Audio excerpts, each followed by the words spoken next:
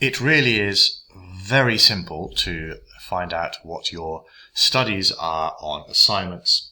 So anything that your teachers have assigned to you in terms of work, if you go into Teams, is on the left-hand side here. You click on assignments and you can see the whole list of everything, and then you can click on one of them to find out some more details.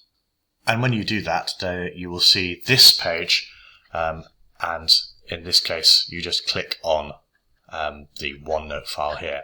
So either there will be some instructions here where it says classwork in line to tell you to do a particular set of questions from a textbook or the title of an essay or something, and here under student work it may be something that you can click. So I can click this one and it will take me to OneNote, to the page where it could be filled in, or it might take you to a form to be filled in that will self-mark online.